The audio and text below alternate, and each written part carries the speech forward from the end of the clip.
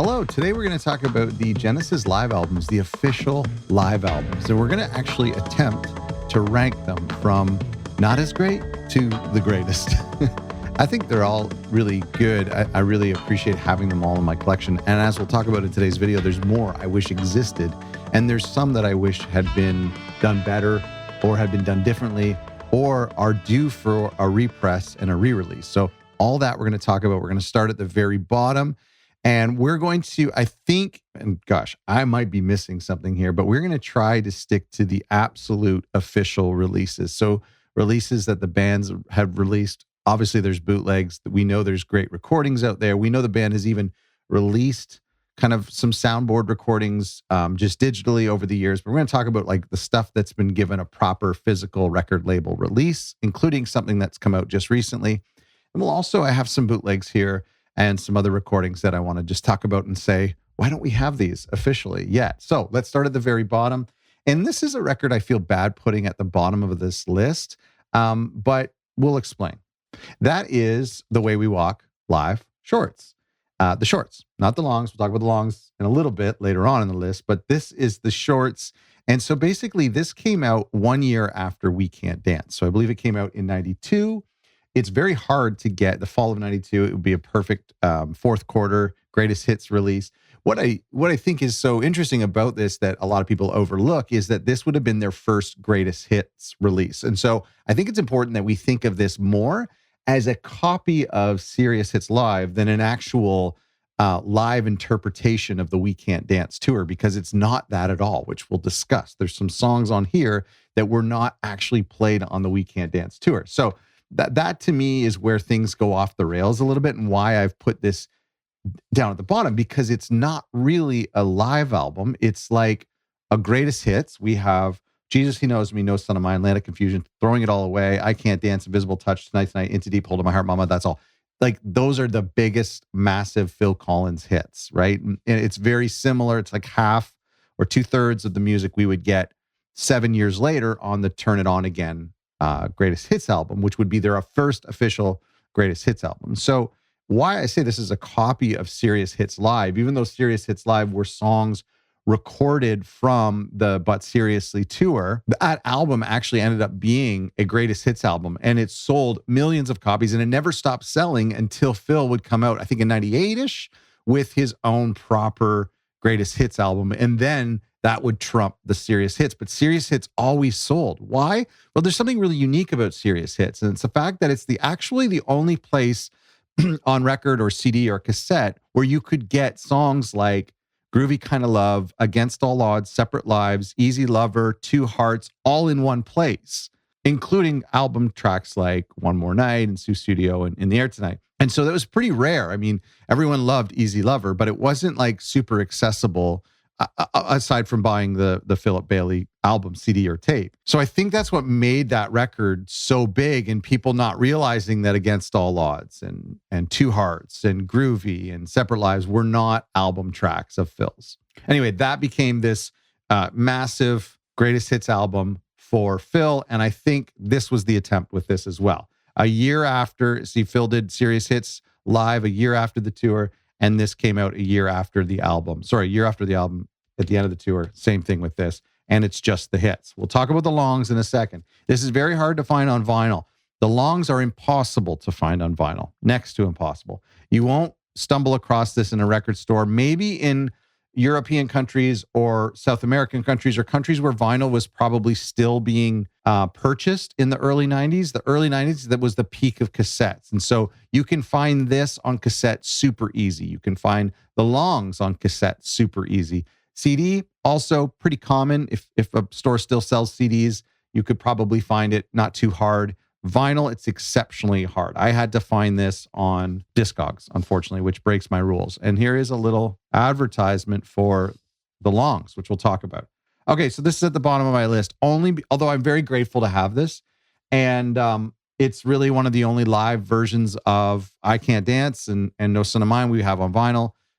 So it is, the We Can't Dance tour needs a proper release, which we'll talk about in a minute. But anyhow, this is cool. But it's at the bottom of my list. Second to last, coming in at number, what's the whole ranking here? 1, 2, 3, 4, 5. I think I have 8. It's kind of 7.5. I'll explain. But anyway, so this coming in number 7, doesn't matter. This is Genesis Live. Okay, so some of you guys are going to be like, whoa, this would be way higher on my list.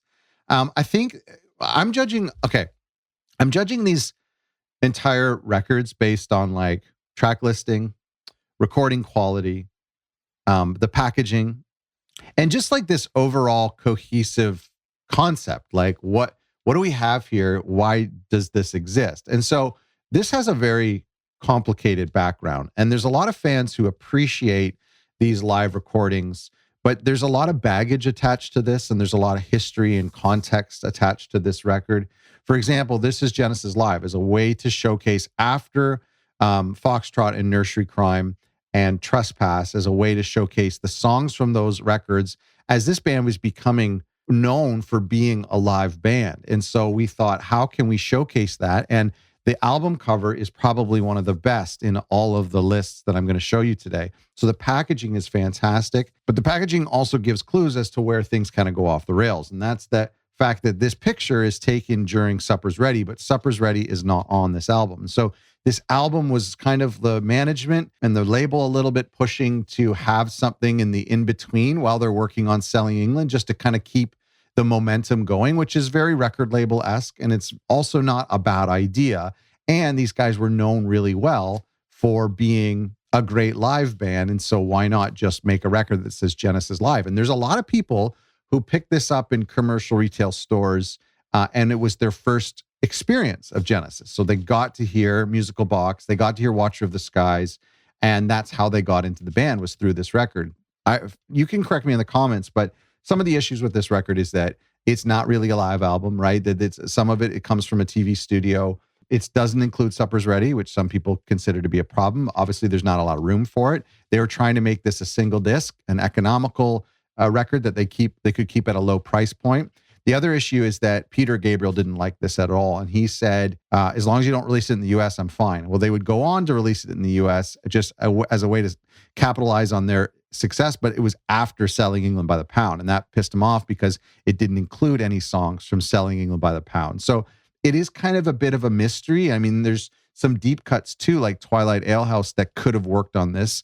I understand there's like an updated version, not on vinyl, but perhaps on CD or digital, that involves Supper's Ready, and that's a little bit different. I know that there was a remix or like a kind of a remaster that was included on the archive later in the 90s. However, or in the 2000s, I believe that included overdubs, which people don't like. So anyway, it's basically, you're better to go to the bootlegs if you want to hear that kind of Peter Gabriel era. And so just where this was recorded, how this was put together, why it was a little bit more of a label and management push, it's basically a marketing tool. That's why it's low on my list.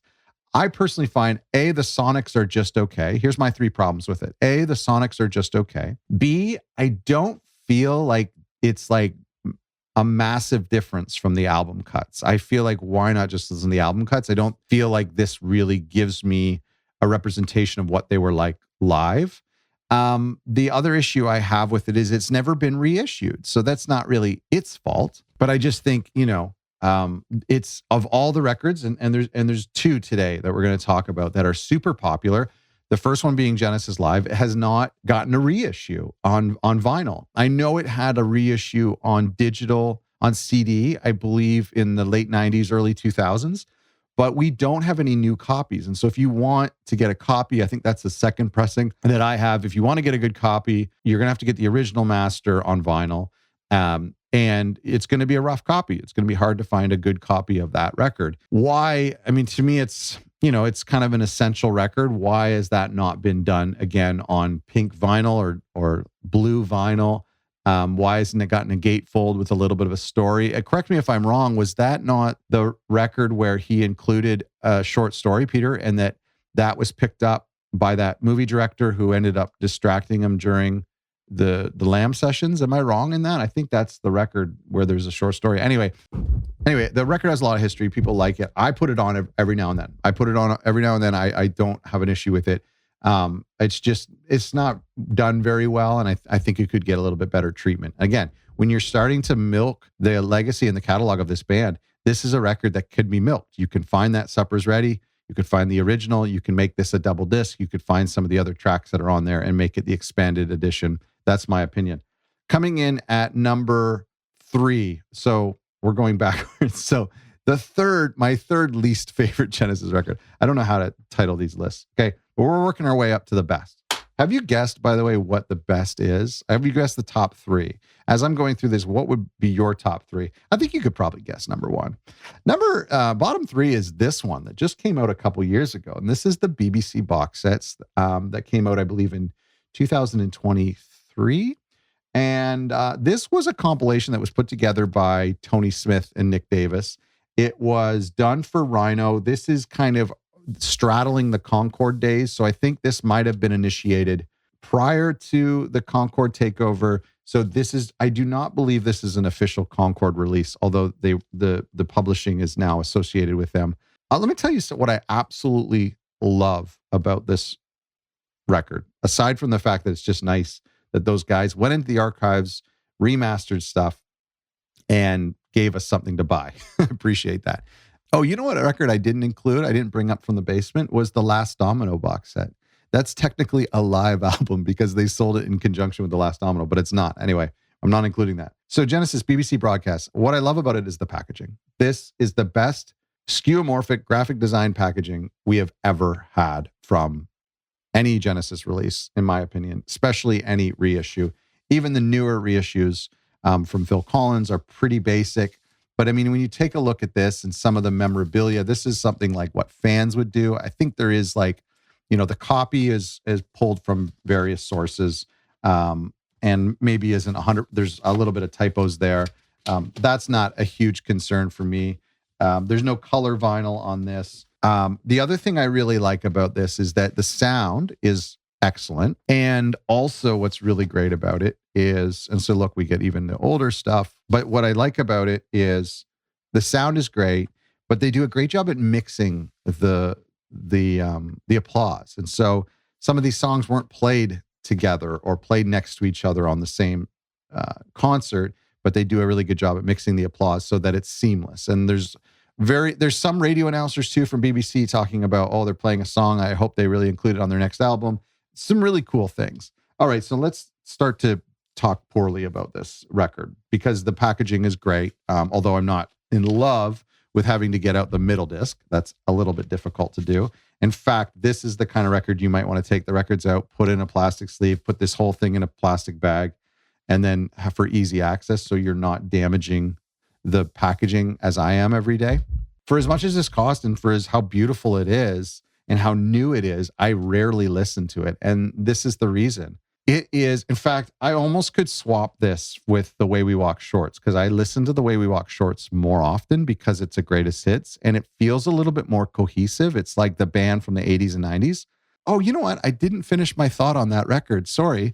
The reason why the Shorts was down at the bottom, I'm all over the place here. I'm very passionate. The reason I put the Shorts down at the bottom was because those songs did not exist on the We Can't Dance tour. That's all was incorporated into a weird melody with Illegal Alien and Stagnation and a bunch Follow You, Follow Me. And so it was put in the I Know What I Like melody, but that's given a full recording. Same thing with Mama, which wasn't performed at all, I believe, on the 91, 92 tours. So I think those recordings were taken from the Invisible Touch tour. You can correct me if I'm wrong. Maybe they were taken from somewhere else. But if you were buying the Shorts thinking that it was all the hits from the tour, they had to grab those hits from somewhere else because they didn't perform them. So anyway, I forgot to mention that. That's my biggest pet peeve, and it's why it's at the bottom. It's just a little bit tricky, right? And again, but it goes back to my point, is that was meant to be, I think that was meant to be more of a greatest hits album than it was to be a, hey, here's what you missed on the We Can't Dance tour. Okay, I rest my case. Going back to this one, my biggest issue is that it's not a good listening experience. I don't mean the sound quality. Sound quality is fantastic. The seamless transitions between the crowd applauding between songs is done really, really well. The only part of this that I like is disc 1. Sort of. Basically, the early 1970s stuff sounds really good. And there's some songs that we don't have a lot of recordings of, like Stagnation and Harlequin. It's a very enjoyable listen. You get to watch the skies and get them up by Friday. Things are really nice in the Peter Gabriel era. That sounds really good, and it's appreciative. The problem is on this vinyl, which is like this vinyl is like a tribute to the CD box set that they did, which was way more comprehensive. And so in my mind, it's like, why didn't you do? I mean, you look at the both sides box set from Phil Collins that came out just a couple months ago. That had 5 discs. I want to say 5. Yeah, that had 5 discs. And I believe The Last Domino had 5 discs as well, if not 4. This only has 3. In my opinion, this box set, this vinyl, had more right to being a 5-disc or a 6-disc than those other projects I was referring to. Why didn't they do the full track listing that they did on the CDs on vinyl? Because this just feels like a taster. It's like a taster. It's like, so look, side 4, Say It's All Right, Joe, The Lady Lies. And that's it. That's the only taste we get from like live music from the early 80s and then there were 3 tour. Then you go to, okay, we get pretty much all of, on side 3, we get all of the Duke's tour, Duke's Travels, Duke's Suite, except for Turn It On Again. So that's not included on there. Okay, fine. We go to side 5 is probably the most cohesive. And this is where it gets all weird for me. That is the Shapes side, where we get Mama, That's All, Home by the Sea, and Second Home by the Sea. But those recordings were from the Invisible Touch tour in 1987. Then we go to the side 6 is all we get is one song from Invisible Touch. It's Throwing It All Away. Then we get No Son of Mine and Driving the Last Spike. Those are nice, and those are the first time we get those on vinyl. Driving the Last Spike. So there's some good things in here, and it all sounds good. And if I could put all 3 records on the turntable at once and listen to these on random, that would be fine. I know a lot of people love the CD box sets. They've never seen the light of day on digital, which I think is a shame. It's been almost 2 years. It has been 2 years. Put it on there. It's not going to cannibalize these sales. Anyway, the reason why this is so low on my list, and I'm speaking now, I feel like I should put it at the very bottom, is just because it's not a great listening experience, and it just does not make sense.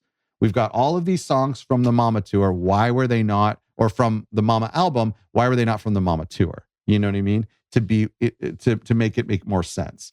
We only have one song from Invisible Touch. To me, it's like, if you're just going to touch that era, pun intended, then don't do it. You know what I mean? Do deep cuts. Why not? Why wasn't this project maybe just all deep cuts? All stuff like Stagnation, Harold the Barrel, and Get 'Em Out by Friday, and a guide vocal, Duchess, The Lady Lies, Say It's All Right, Joe, like the deep cuts, you know what I mean? Driving the Last Spike.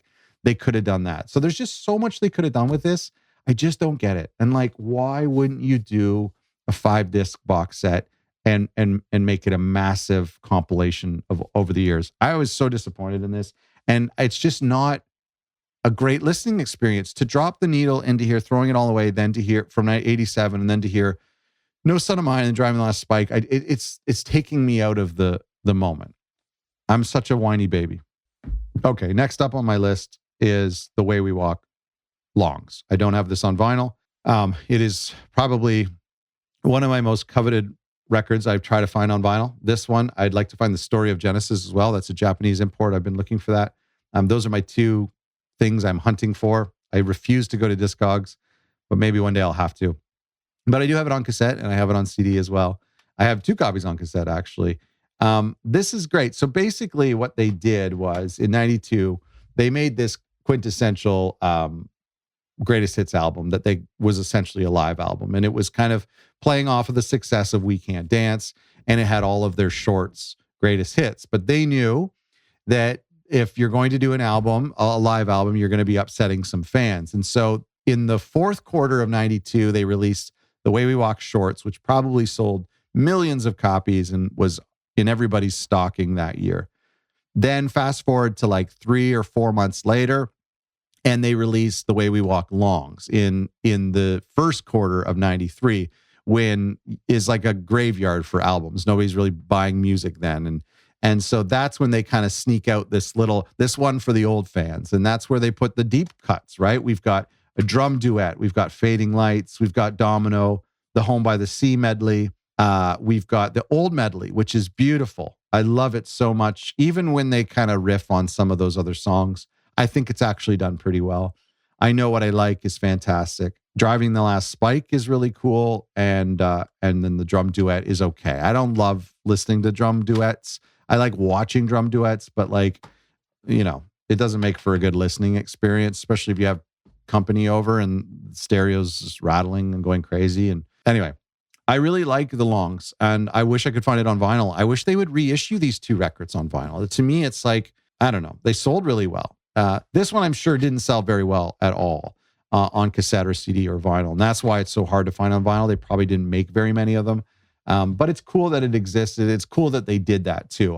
I'm curious, if you were alive, if you were a Genesis fan at that time, how did you feel? Did you feel like you were being respected by the band by being given this longs? And like I showed you in the shorts vinyl, you pulled it out. There was a flyer saying "Coming soon" is the longs, and showed the track listing. So did you feel like that was a good move for the band to kind of appease their diehard fans, their true fans, by giving them some of the deep cuts and the longer songs? And I think it's cute that they divided them by the shorts and the longs, because they knew towards the end of their career, the long songs is from our history, and they always continued to do long songs.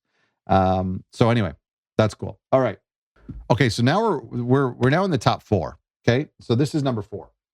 Number 4 and number 3 are the same record. Any clues out there? Number 4 and number 3 are the same record. Number 4 is Three Sides Live. This record sounds incredible. It sounds so good. All of these records that we're going to talk about today suffers from Genesis' number one flaw, and that is they do not like to put out a live album in their completion, with the exception of one that I have on my list. But even that's a bit of a cheat. I don't know why they don't want to do that. I guess there's bootlegs out there. There's soundboard recordings out there. There's audience recordings. But why they've never just said press record from start to finish. The Last Domino is one where they could have done that. Although of course Phil's voice is not something that I don't think we should put on record. It was more of a, you had to be there kind of thing.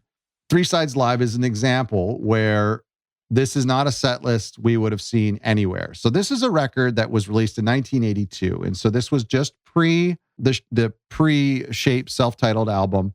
And this was a way to kind of catch up on the fact that it's been a while since they had a live record.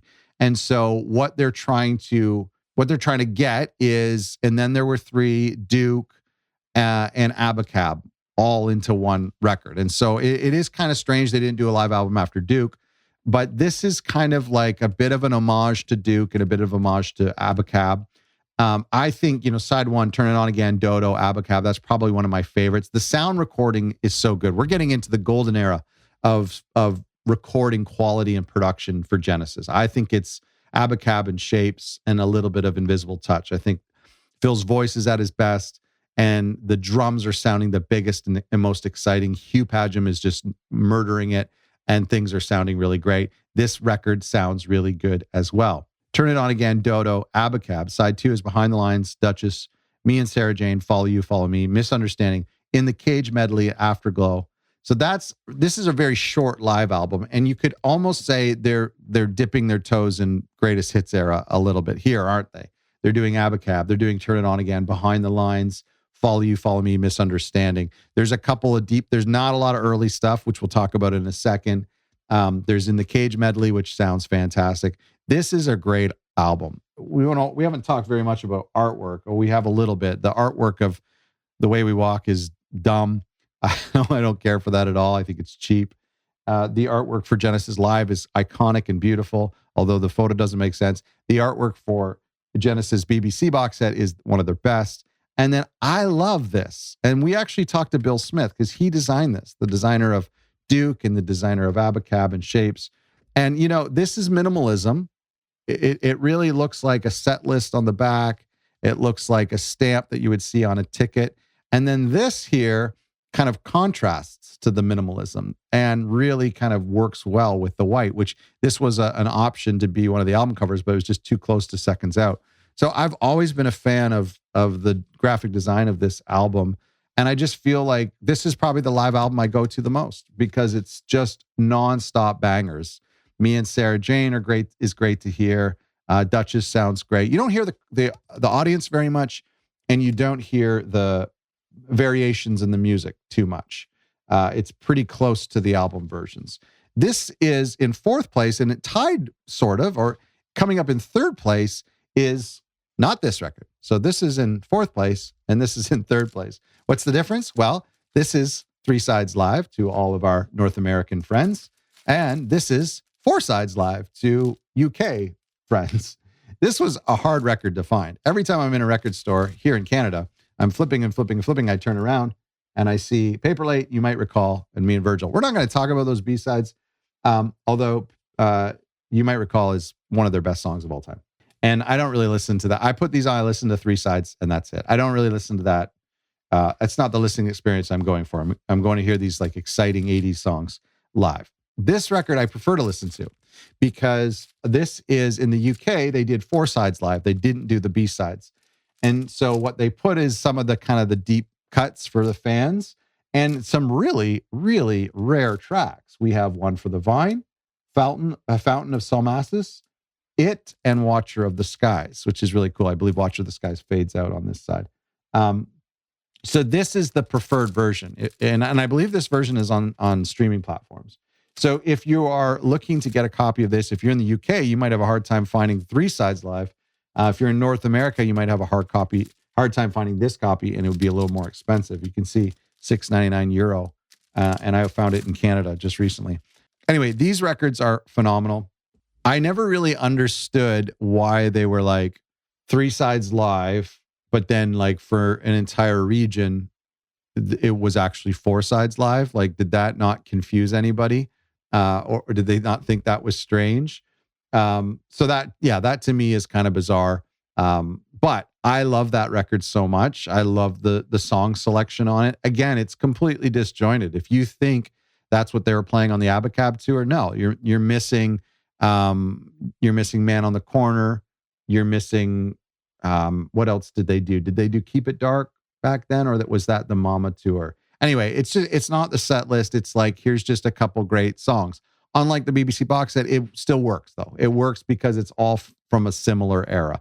Not a lot of representation from, and then there were three, and not a lot of representation from any other records prior to Duke. So that could be a complaint. But again, it's like, let's highlight this era that we're doing right now. Okay, so coming in at number 2, my second favorite Genesis live album is a record that I do not have a copy of. I actually bought the CD in the early 2000s, and in the era of like eBay and like buying things, it's okay. If you're a certain age and you were like indecisive like me, there was a time where you could buy, I kid you not, you could buy a CD at Best Buy, listen to it and rip it, and then sell it on eBay for a little bit of a profit. I know that's bizarre for a lot of people to think of. Or if you were kind of indecisive or wanted to pare down your collection, you could sell CDs on eBay and like break even. It was crazy. So this next record, I was stupidly did that because maybe I just wasn't into it. And now I would love to find it again. The album I'm talking about is Live Over Europe. I get it confused with When in Rome because that's what the DVD was called, right? Which I still have, or maybe I sold that too. What an idiot. I don't listen to much CDs anymore, so I don't even think I would need to have it. But if I do come across it, I would get it. I listen to streaming all the time. So we're talking about the live recordings from the 2007 Turn It On Again tour. One of their best tours of all time. Should they have stopped there? No. Because I wanted to see them again just in person. I just want to see them. You know what I mean? But it was absolutely the best. And the best thing about that tour was the set list. The set list was insane. This little invention of like behind the lines, Duke-ish intro right into the dun, dun, dun, dun, dun, and opening with Turn It On Again, which used to be an encore, but to open the set with that and to say, we're turning on the hits again, mind-blowing, right? It was just mind-blowing. And then to have songs like No Sun, Land of Confusion, In the Cage, Domino, it was all of the hits, and then special stuff like a drum duet and Ripples, Los Endos, I believe, was on there. Anyway, it was incredible. And Carpet Crawlers, too, because that was a song that had just been released. well, not just, but a few years earlier, had been released on the Greatest Hits album and kind of seen the light of day. I Know What I Like, I believe, was on that tour.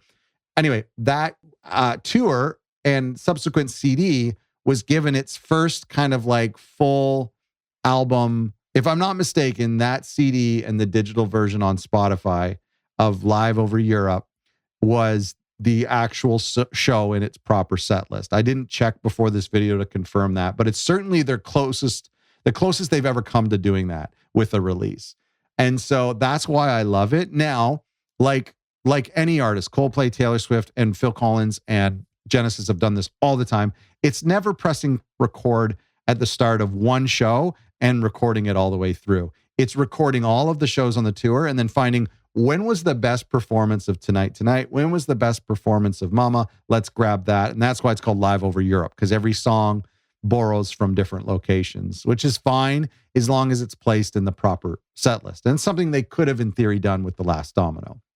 So the reason why I'm putting Live Over Europe as my number 2 favorite Genesis live album is because the sound quality is fantastic. As technology gets better, just everything sounds better. The track listing is like just a beautiful representation of the eras. Of course, it doesn't go back super, super far, but a beautiful representation. It's not, unlike the We Can't Dance and Invisible Touch, it's not heavy in that era. I think it's because it's their first tour where they're not promoting a record, right? This is a greatest hits tour or a retrospective tour. So they have the freedom to do super long, deep cuts like Domino and In the Cage or whatever they want, Ripples even, because that they're not having to play all of the big songs off of We Can't Dance. The second reason I love it, well, those are the 2 reasons. Well, and then because everybody's in top form. Phil is playing drums. Phil's voice is incredible. I still think they brought some songs down a little bit, but still, he's still pretty much at the height. And if anything, it's the very end, right? Things kind of go south after this, and it's heartbreaking. And it's so crazy to think too. I know we're close to 20 years to that, but it wasn't that long ago that he was running around the stage, belting these songs out and doing incredible drum duets every night. Documentary's great. So Concord, if you're listening, and I know you love this channel, I know that you watch it every morning over breakfast, I think it's time we reissue this on vinyl. This would be a great 3-disc, 4-disc live, comprehensive retrospective. It's a great tour. It'll sell well. Do it on clear vinyl, black vinyl. We don't care. The artwork is cool. Shows that cool stage. Please do it. Please do it. That's it. Have I missed anything? Oh, one more. Seconds Out. Why is Seconds Out so great? Well, first of all, the track listing nobody can argue with. This comes out just after Wind and Wuthering. And so aside from the fact that we're actually missing a lot of Wind and Wuthering on here, with the exception of Afterglow, that's the only complaint I think that people have with this. But it's like, I know there's a lot of people who left after Steve. I think that's what makes this record so special, is that you have Phil, who is taking over for Peter, but it doesn't sound like he's taking over for Peter. It sounds like he's always been there. He's still playing drums. Bill plays a little bit of drums. Chester plays a little bit of drums. There's some things change a little bit. The song's a little bit different. For the Fifth, it starts a little bit different. But I mean, gosh, the track list. We've got incredible songs from Trick. We've got incredible songs from Selling England. Not a ton from The Lamb, other than Carpet Crawlers and The Lamb Lies Down on Broadway.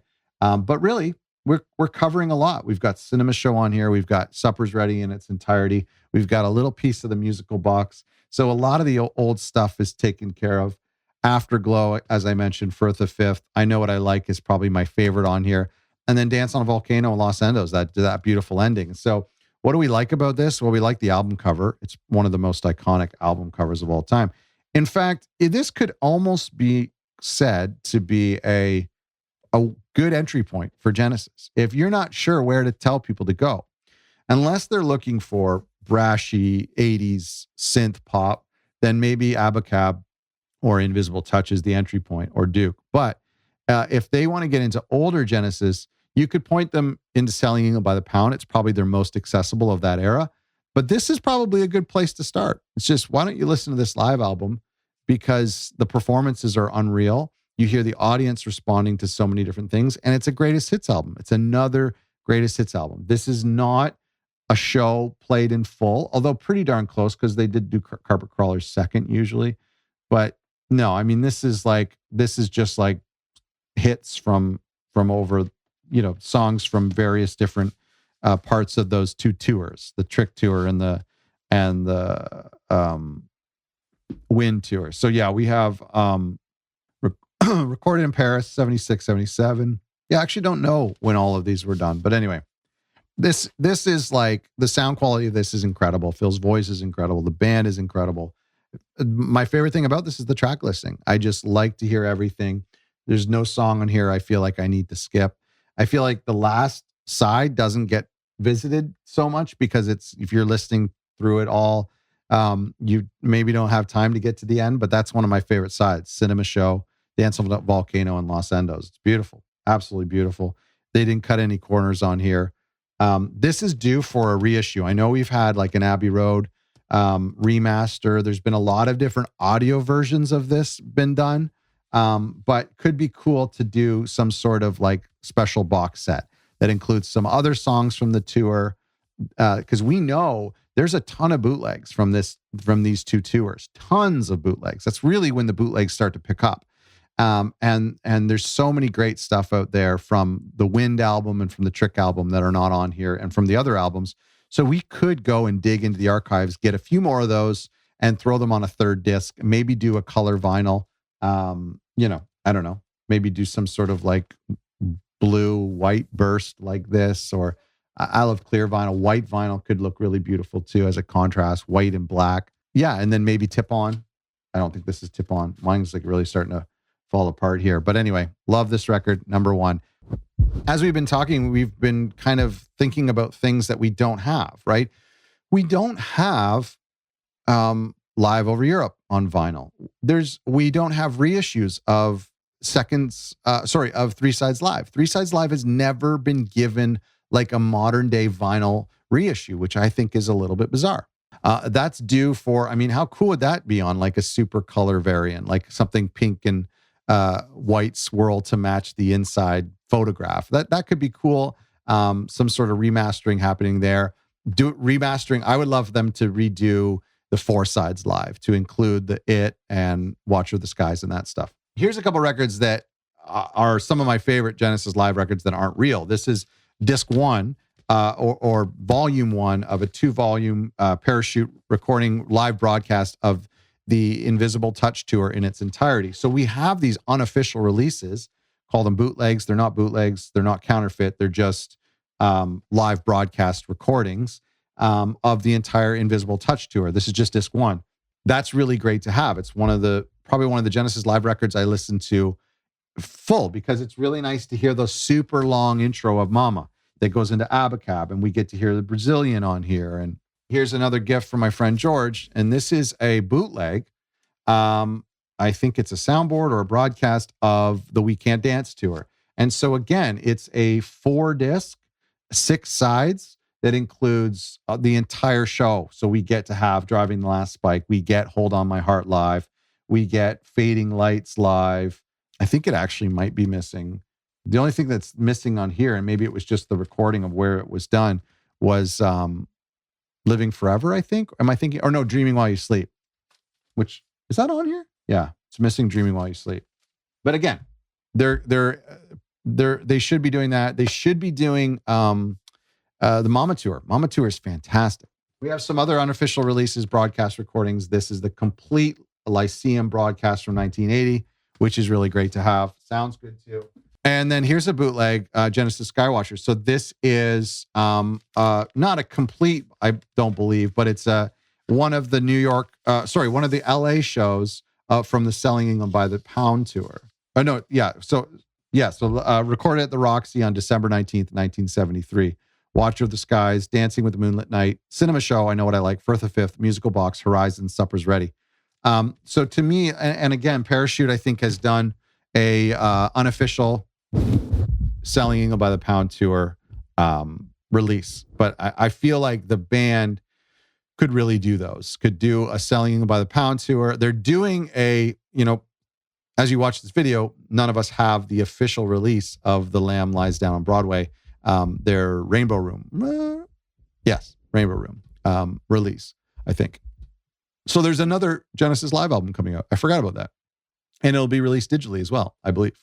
I would love it. I'm probably not going to buy the big box set yet or ever. I'm not sure. Somebody can send it to me if you want. But I would love it if they just took out the one disc that is or the two discs that is that live complete show. I would really love that. That's the one I'm interested in.